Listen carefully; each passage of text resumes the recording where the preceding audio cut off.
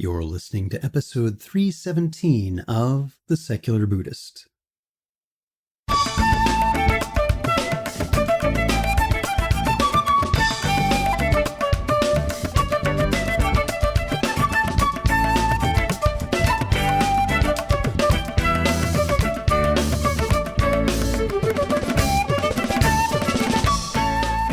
Welcome to The Secular Buddhist. I'm Ted Meissner. The Secular Buddhist is the official podcast of the Secular Buddhist Association, a grassroots-driven effort to answer the needs of secular teaching and practice for contemporary society. The podcast has interviews and roundtable discussions pertaining to engaged Buddhist training and practice, and the SBA website has show notes for each episode along with resource materials. Though the podcast focuses on core practices from a secular viewpoint, more traditional teachings are welcome and openly discussed. Ira Helderman joins us to speak about his book, Prescribing the Dharma, Psychotherapists, Buddhist Traditions, and Defining Religion.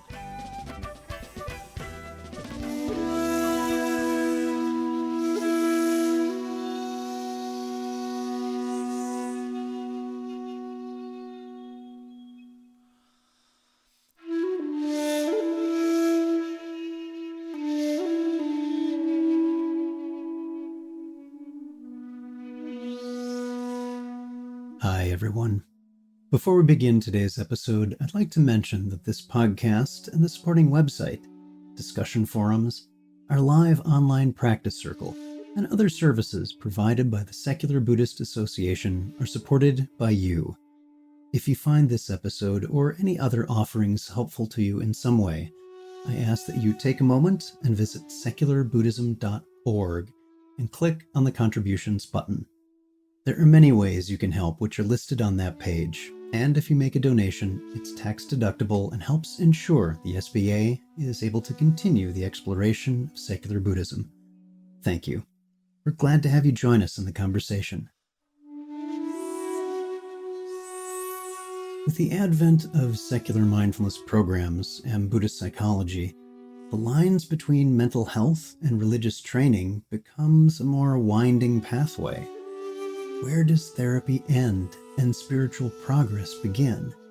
Or can one even reliably discern them when individual circumstances, needs, and aspirations are so very unique? Ira Helderman, a psychotherapist in private practice, holds a PhD in religious studies and is an adjunct assistant professor in the Department of Human Development Counseling at Vanderbilt University. So sit back, relax, and have a nice sunrise mountain tea. Our guest today is Ira Helderman. Ira, welcome to the podcast. Good to meet you. Good to meet you. Very glad to be talking to you. Well, let's start by just having you tell us a bit about your background. Sure. So I started working in the mental health field in 2001. So I've been at that for a little while now.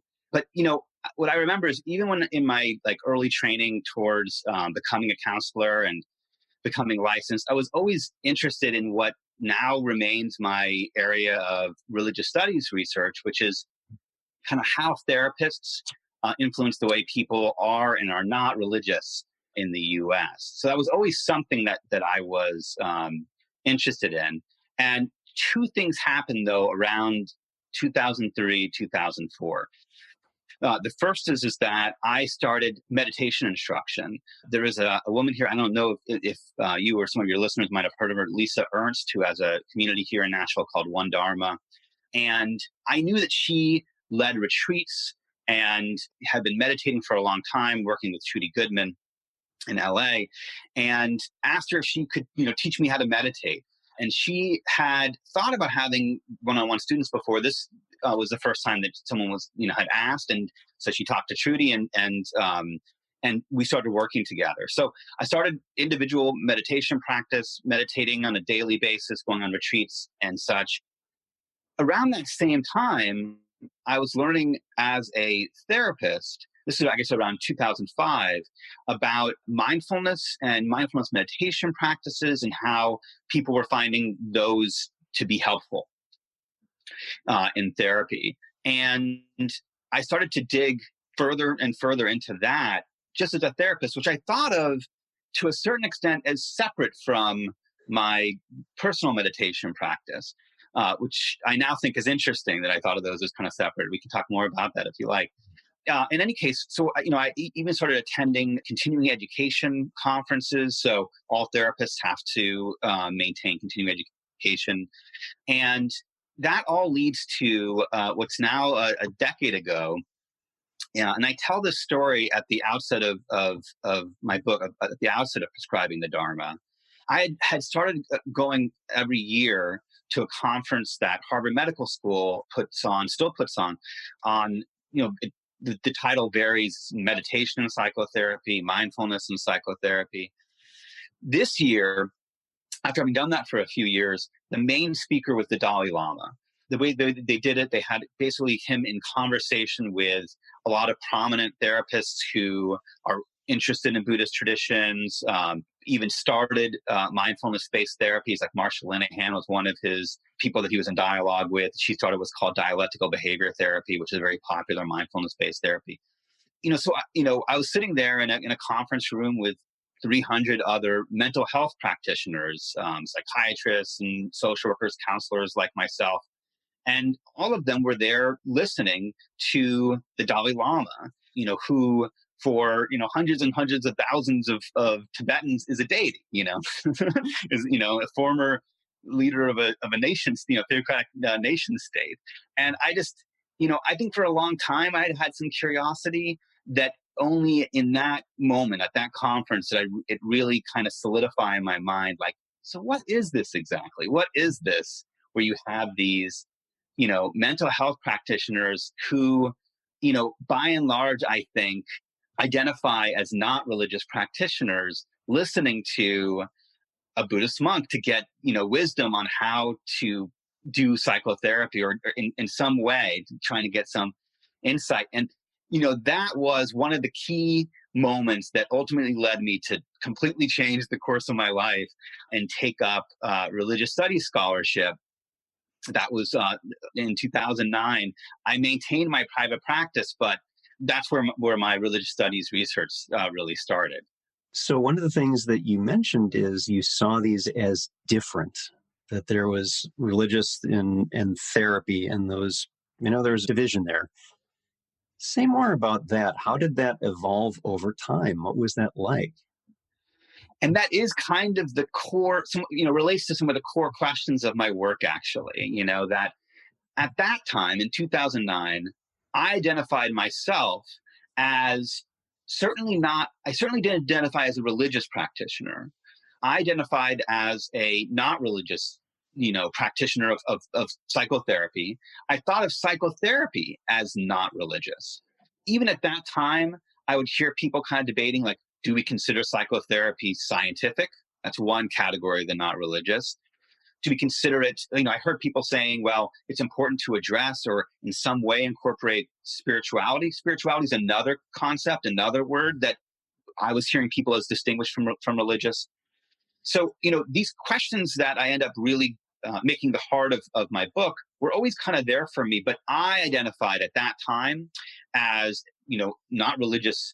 And I identified psychotherapy as not religious. And I thought of Buddhist teachings and practices as religious. I thought of the Dalai Lama as a religious practitioner. And the reason why I feel like that story is like evocative, I like the idea of starting the book with it, is because it's hard to deny. It's hard to not define the Dalai Lama as religious, but people as not religious, as his teaching is not religious, but people do. Regardless, there are again hundreds and hundreds of thousands, of Buddhists out there that not only see him as a religious leader, but see him as a deity. So as a bodhisattva, as a reincarnated, reborn figure that bringing compassion to our epoch. So yeah, I feel like that story kind of brings all this kind of together. These questions of the religious and not religious that are so core to the book. Yeah. So your book is really balanced on that fine edge right now. You're bridging religion, or at least spiritual kinds of ideas and practices, into a typically seen as non-religious therapy. And I'm imagining you found that in well, let's say, interesting place to be. I'm wondering if you might talk a little bit about what that's been like for you to find these corollaries and tie these together. So, the book itself is wanting to explore and bring to light, the way that therapists and different communities of therapists understand what is and is not religious, and the way they kind of weave between and weave within these different concepts. And there are some therapists who don't define psychotherapy as strictly not religious, and others who are really invested in maintaining psychotherapy's designation as not religious, as scientific or medical, as another category than not religious. Then you have, there are other therapists that I interviewed and that I read and wrote about who are not so invested in that, who are fine with or explicitly define their therapy as spiritual, or explicitly define it as based in Buddhist traditions and believe that Buddhist traditions are religious. And so I do find it really interesting the way these different communities kind of weave between these different terms and the way they define and redefine these different terms, and how you can have two therapists who may even on the surface look like they're practicing in very similar ways, but one of them sees what they're doing as spiritual in nature and the other does not at all. Yeah, it's so interesting to be talking about this. Of course, listeners to the Secular Buddhist podcast are familiar with this territory of I can do this thing that is often seen as religious in what for many of us might be a not religious way. And that's not taking away from traditions or heritage Buddhism. It's simply another way in which it's showing up. But it's so interesting that recently, just this past week, our communications director ran across a post in Reddit in one of the Buddhist groups where they established guidelines about secular Buddhism. And it was really very charged in that, that basically the message was that kind of stuff doesn't fly here. And yet they have yet to make any kind of statement about white supremacist Buddhism, which also, shockingly, yes, exists. It's like, wow. So our threat to you, even though we're not saying you guys have to change, we're just doing our own thing here in a non-harmful, promoting of compassion, promoting of the practices kind of way, is more threatening to some than literal white supremacists interfering. And so it's really interesting, in particular for this podcast and the listeners here, about this kind of intersection that can be really challenging. And so with the book, I'm wondering if you could, go ahead. Yeah, that's one of the reasons I was really excited to kind of talk to you, is because of the podcasting organization, that what the book digs into are these categories. The word itself, secular, and the way it's been appended by some communities, like it sounds like yours, to the word Buddhist. And I feel like it's something that I have to offer. The book has something to offer, is the way that I approach these categories, try to talk about these categories, and the history of those words, the history of how different communities, going back to medieval China my minor thesis was on medieval China, believe it or not, for my more recent degree in my PhD in religious studies. And the way that communities have always kind of engaged in this kind of contestation about what is authentic, what is pure, what is polluted, and that seems to be what you're kind of talking about there. So I'm excited to talk more about what I'm getting at when I say the concept of secular and so on. Yeah, I think it's a really interesting topic, because we run into bearing in mind that there's not one secular approach only. For some, it may be ritual, for example, is something that just isn't included. For others, it may be particular assertions about what happens after we die. And that's not unique to Buddhism. Of course, that exists elsewhere. And what I find really interesting is the privileging of experience. And there are compelling experiences which happen in meditation. I've had them myself. I get it. They are very compelling. over what we can show in the world. And again, that's perfectly fine for others to do. It's the insistence that, no, you have to do it our way. Mm. And that's not what we do. And so I'm curious in the book how you kind of flesh out this conversation of what may be meant by secular, which can be different for different people.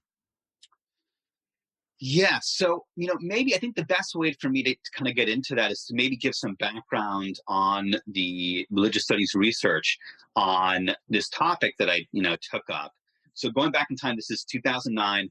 I started, this new degree, PhD in religious studies at Vanderbilt University, the Department of Religion, and the PhD was religion and psychology. And I was maintaining my private practice as I was engaging in my studies, a full-time, believe it or not, private practice. So when I first started, what I was was curious about was what religious studies scholars were saying about the way psychotherapists approach Buddhist traditions. I had, bookshelves full of books written by psychotherapists for other psychotherapists with titles like Buddhism and Psychoanalysis, and that were largely kind of clinically based. Like, this is a therapist experience on how they might incorporate Buddhist teachings into their therapy. But it wasn't really aware of what religious studies scholars were saying about it. And there wasn't a ton out there, although over time, as I kept researching and as the topic became more popular, especially as mindfulness, that word became more popular, more and more people were kind of writing on at least, areas that were related to this topic. So the first scholars that took up the topic kind of just treated it as another kind of face of Buddhism in America, is the title of one book that had a chapter on the topic. But more and more scholars, as time went on, were expressing some of the concern that it sounds like is implicit in what you were reading about on that message board, which is the secularization of Buddhism as a harmful act. Where people of European descent were taking up these practices and ideas from marginalized communities, Asian communities, and were denaturing it, making it into something that it wasn't by secularizing it, psychologizing it, and then all of that for the purpose of unwholesome capitalist ends. And these were, these critiques are made by Buddhist practitioners, but these were scholars that were making them. That I was noticing that I was reading. You are very familiar with this topic. These are exactly the things we run into. Exactly, surely. Now, what's interesting is that as time went on, as the years went by, and more scholars were sort of writing about this, there was a pushback on that. There were scholars that, first of all, were wanting to take communities like yours on their own terms, that were saying, these may be very different from communities in Thailand or the majority of people that we call Buddhists, throughout history. It may be different, but that, that just means they're different. Let's take this at its own terms and try to learn what these folks are talking about. And good friends like, I think you've interviewed and Glegg and some of these folks. And then there were folks, less Ann even, but a guy like Jeff Wilson, who I think you also had interviewed, wrote a relatively popular when it comes to religious studies book called Mindful America. He made the argument that actually this is not the secularization of Buddhism, but this is religious transmission. That what's happening here is that these new teachings and practices are being introduced to new communities. And whenever that happens, they're going to be transformed. And that's what's happening here. And so really it's, the phrase would be the spread of the Dharma that we're sort of witnessing. So there were two main things that I found that didn't fit for me about these kinds of interpretations. The first came from just my experience as a therapist, because I was still practicing and still talking with therapists and still going to conferences. And what I noticed was, for those, scholars that were saying this is the spread of the Dharma, they didn't really take into consideration the fact that you now had kind of multiple generations of therapists. You had people that were teaching mindfulness as a purely secular idea, purely secular word, not religious word. to new communities. So so you had these new therapists that were only learning about mindfulness as a secular practice, and they were being taught by people who also only knew it as as a not religious idea. And so it's hard to say to say like with absolute definitive certainty this is the spread of the Dharma when you have communities who only know this as not religious, right? But on the other hand, when people were saying this is secularization Buddhist traditions, they obviously weren't kind of talking or reading those therapists I knew who very strongly identified as Buddhist, who would talk about the Four Noble Truths with people in sessions, who were leading Buddhist communities. And surely it was not as definitive, and we couldn't make this kind of totalizing this statement, this is all secularization. It's more complicated than that. And then there was a second thing. So that was my experience. But then I also was taking up religious studies scholarship, and I started to learn something that, again, I think might be especially kind of interesting for a podcast that's called Secular Buddhist, which was not news to religious studies scholars, but definitely was to me as a very new to religious studies scholarship. And that was these concepts, these words themselves, religion, secular, science, these were all very new, or in scope of human history, very new concepts. These are all relatively new ideas. So some people date it back to the Reformation, which is, a few hundred years ago, or the Enlightenment period, to use those words.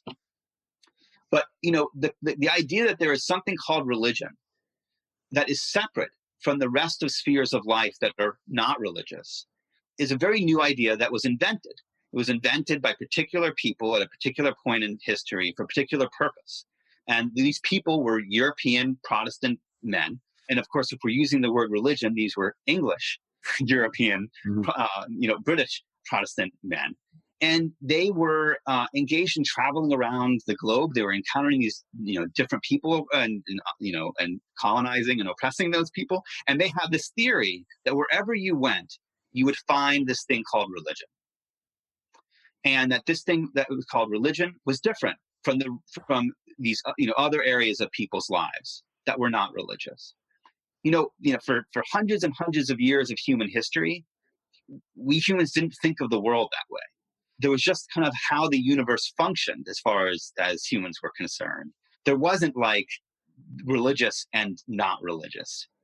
There's lots more to be said about that history. And, I spend a considerable, I spend time in the book talking about that. But when I learned that history in a more kind of, again, deeper way than I'd heard somebody just say in passing as I had, religion is a constructed category or something like that. I'd heard people say that. But when I actually heard the history, when I read a book called The Invention of Religion in Japan by Jason Josephson, a great book. And there's lots more kind of, if people are interested and want to read more, they can grab my book and find lots more references. But, when people from the US came to Japan and they wanted to sign treaties to be able to trade with the people in Japan, those folks in Japan didn't understand this idea that, in the treaties they wanted to write in this idea of religious freedom. But the Japanese communities were sort of like, what? Wait, what? What is this thing? They just didn't recognize the concept. And so in the translation process, they had to kind of invent what is religion here? And, that to me was fascinating. And it led me to say, we have to completely rethink how we're talking about this. Like, how much sense does it make to argue about whether psychotherapists' approaches to Buddhist traditions is secularization or religious transmission? How useful is that for us if we know that these are invented categories and the distinction is invented? And so what I set about doing for the book was, well, let's look what these communities themselves say about what is religious and not. Let's look at what therapists' definitions are of religion and secular and science. And what I ultimately found was those understandings, the way that therapists understood what is and is not religious, shaped in a very real way the way they approached Buddhist traditions. And the book kind of takes off from there. Right. And it's such an interesting topic. I know that there are well-known people in the mindfulness community who have a strong aversion to the term secular because they see it as counter to the sacred. And what I will pitch in is that, this isn't about something being lesser. This is about what moves you. And for you, the word sacred may fill that very well. And for others like myself, the word secular serves that purpose really well. It's still about how we are moved as human beings. So I'm curious, Ira, about the book, which is really exploring these kinds of topics. What kind of gap does it fill in the conversation that's happening today, both in religion, in psychology, and other areas?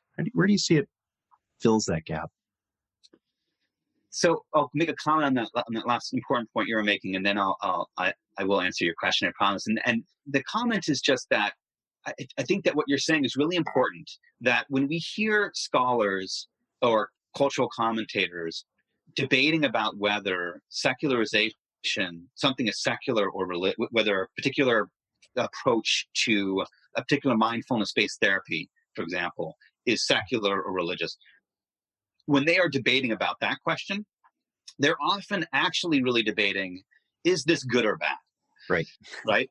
But of course, now, depending on what your position is, whether it's good or bad is going to change drastically. So, for one, set of practitioners, Buddhist practitioners or mindfulness practitioners, when they say this is secular, they mean that to be a good thing. They're saying we've removed this of things that we don't think are fit for us anymore, and we've advanced maybe beyond that, and this is a positive thing. It's going to be make it more accessible to more people, etc. All the reasons that they might argue that it's a good thing to call this secular. But then someone else, a Buddhist studies scholar who's only kind of, studied for most of their profession, what goes on in Buddhist majority countries, for example, they might say, well, it's not good that it's secular. It's actually bad. It's actually harmful. And they mean that in it. So when they say this is secularizing, they mean that as a negative term.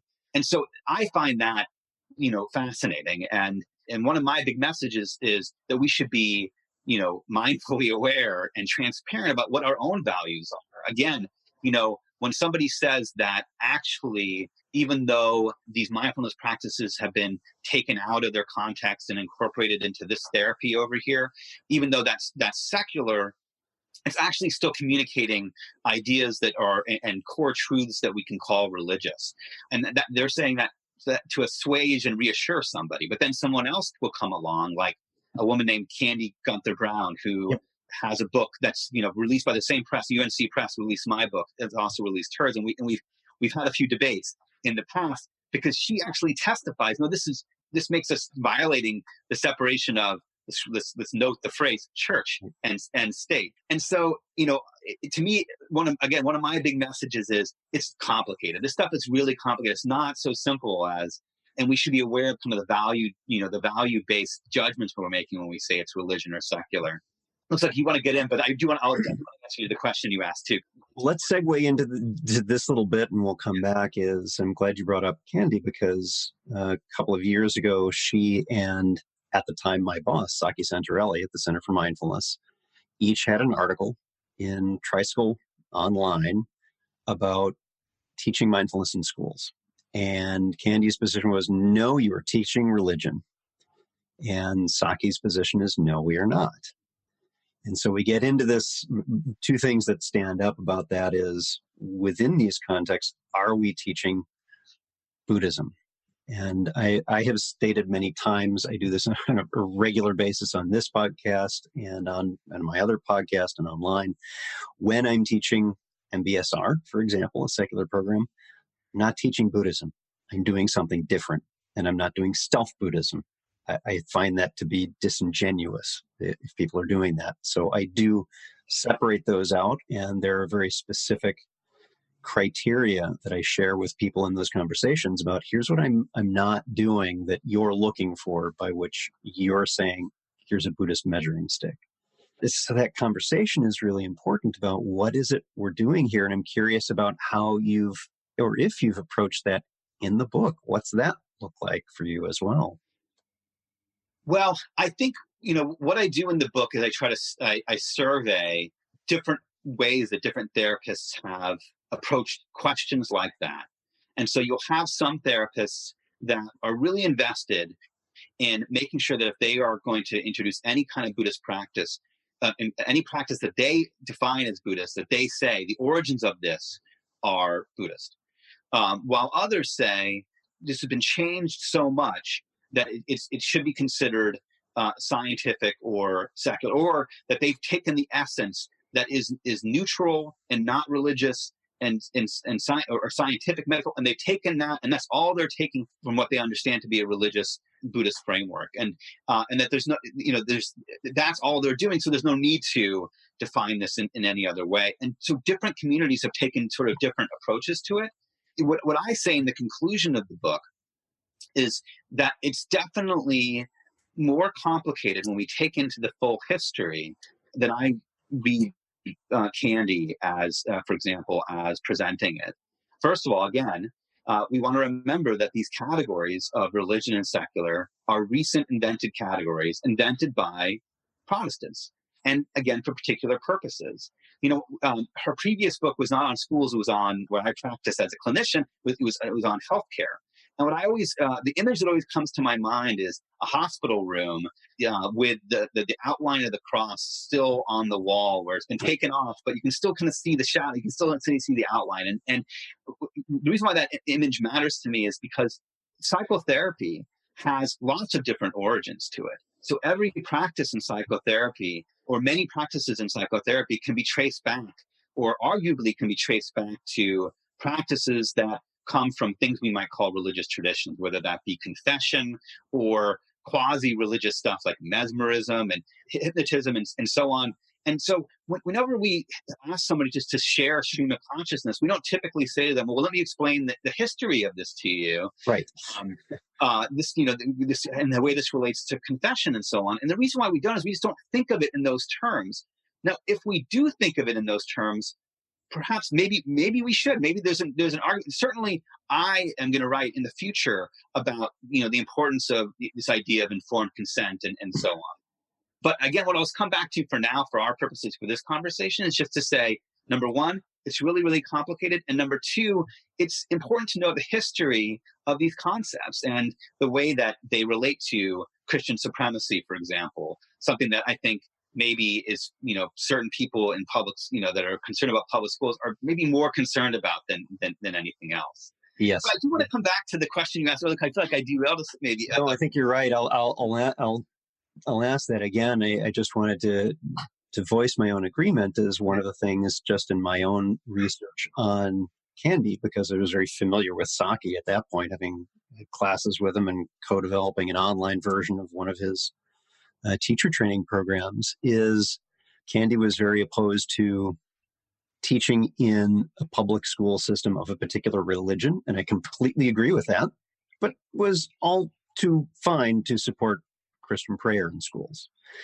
And so there is a bit of a conflict there. For me, some cognitive dissonance would show up with, wait, you're okay with it when it's your religion. You're not okay when it's another one. And I keep running across that is religion is bad when it's someone else's, but not when it's ours. And we see this when it's the 10 Commandments on government buildings, or, well, we're going to have a cross here. And then the Satanist group will say, okay, then we're also going to have a statue of Satan. Because you can't pick one religion over another, and people get really mad about that. And it's like, guys, if you want this freely accessible to everyone, that doesn't mean everyone. And there are, as you were saying, Ira, it's complicated. Yeah. So let's go into the question we had asked and we're coming back to is the book and Yes. what kind of gap that this fills. Yeah, and hopefully it's some of this conversation, right? Because what we're sharing about are issues that I take up in the book, especially in the conclusion to the book. But I hope that it can fill a gap in the literature out there, both for practitioners of Buddhist traditions or secular Buddhist practitioners, psychotherapists certainly, but even as my main audience is religious studies scholars. The book is the first comprehensive study of the surprising diversity of ways that psychotherapists have approached Buddhist traditions throughout history. So there's history that goes back to William James and the first psychologists of religions, Carl Jung, Erich Fromm, through today, and feminist psychotherapists, and of course there is a chapter on the mindfulness-based psychotherapies, but only one chapter, and that just tells you, if only one out of 6 chapters is on mindfulness-based practice, it just tells you what kind of diversity there really is out there amongst the ways that psychotherapists have approached Buddhist traditions. And again, like I said earlier, what I found, I did intensive historical and literature analysis, and then I went back to those same conferences that I went to as a therapist, as a clinician. I went back to do participant observation and kind of collect data as an observer. And then I did interviews with published therapists, so therapists that might have influence over larger communities of therapists and who have kind of theorized these issues. So I spoke with everyone from Barry Magid, who you may be familiar with. I interviewed him, Pilar R. Jennings, Christopher Germer, and the founder of Acceptance and Commitment Therapy, Stephen Hayes. So I did 15 of these interviews in all to get a sense of what contemporary therapists were saying, where I couldn't go back and ask Erich Fromm, like, how, you define religion in this way, but how would you define spiritual? But I could ask Janet Surrey that question. So the book has a lot of that, what's called ethnographic information. It has historical information, but more than a history of ethnography, it's a typology. So each chapter kind of maps out a different set of approaches that psychotherapists have taken in Buddhist traditions. So again, to speak of mindfulness, is what a lot of people are really interested in.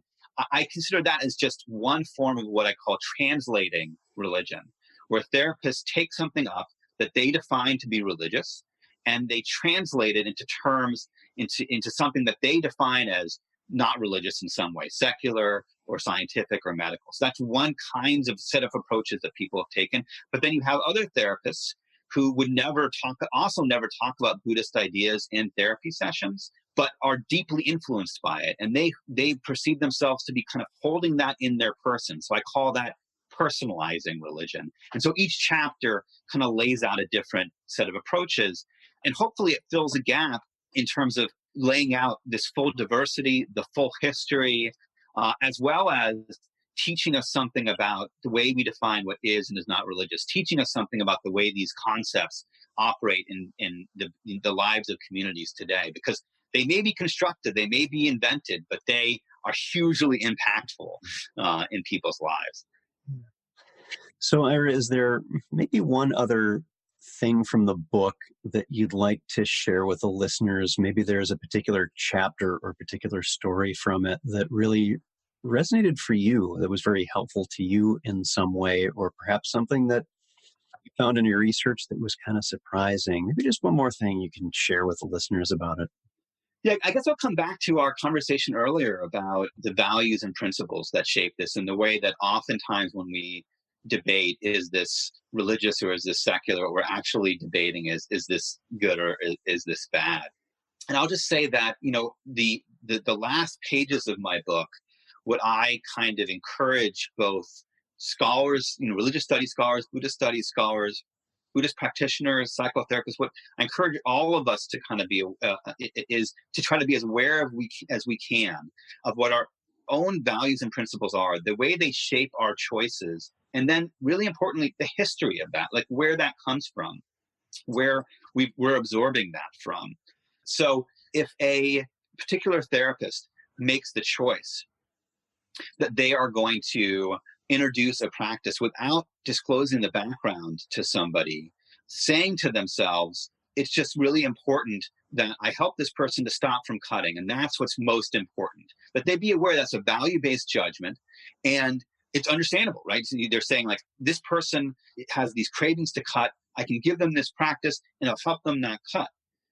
The thing is that you can also have somebody else come along and say, well, but that may be helping them not cut, but is it really getting to the core of their suffering? And, what is the true core of how are you taking into consideration systemic social ills and the way that maybe this person is cutting just as a form of protest against the oppression they experience as a member of a marginalized community, for example.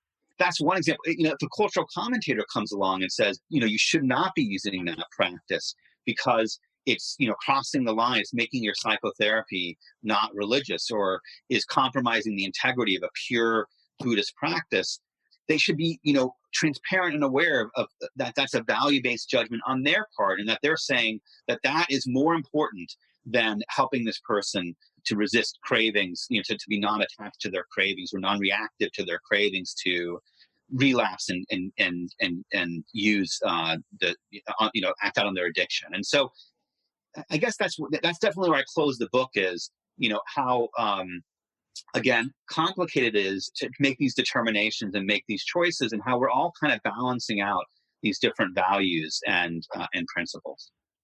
Well, for folks who are listening, you can find out more about Ira and his work at irahelderman.com. And of course, we're going to link that, and we'll be providing a link to his book on the episode page for this episode. Our guest today, Ira Helderman. Thank you so much for being here, Ira.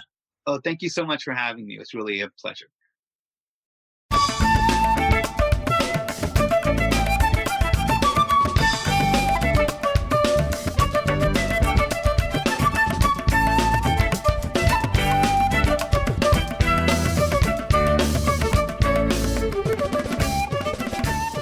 Thanks for listening.